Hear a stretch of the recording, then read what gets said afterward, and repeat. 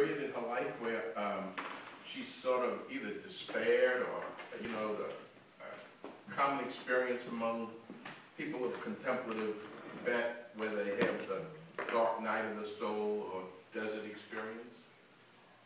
I never knew. It doesn't seem like As far as I know, that she had plenty of dark nights because she had the lupus, and the pain was just unbelievable. And but she was so happy during the years that she was at Iowa and at even Yale. She'd come so far, and she knew she had. And the most serene was probably when she was up with Sally and Robert Fitzgerald on the mountaintop in Connecticut, which is a place I visited and have seen and worked, and it's where she worked. And that was, in a sense, she was working so well. She finally worked well. She finally gotten through where she was. So she was very happy.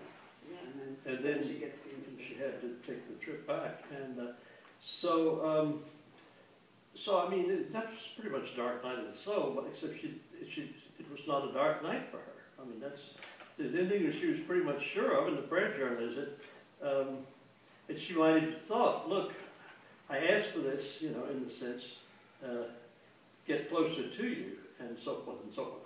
But that I don't want to go into, and because I don't think we know that. I mean, all I can say is that's it, the juxtaposition, but no more. But I don't know. What was her affect like? I mean, like if you just met her, what was she like? I mean, her personality. Well, she's very friendly, very formal when you first met her, and the first time I met her, I walked from my car. I parked it near the same white oak tree that's still there, and then walked the car. And the peacocks had seen that I was there, and they would rise up and see that whether you were going to feed them or not, or whatever, or you were a savior, and then they would come charging. I hated the peacocks. I really detested it.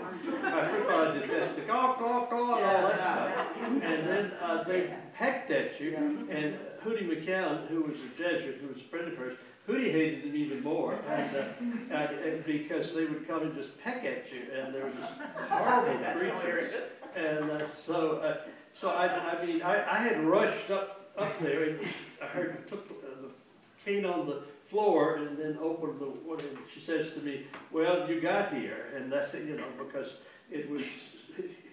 She took a glance at my old car at the same time, but the point is that. I got here past those peacocks, but I'm not a peacock fan.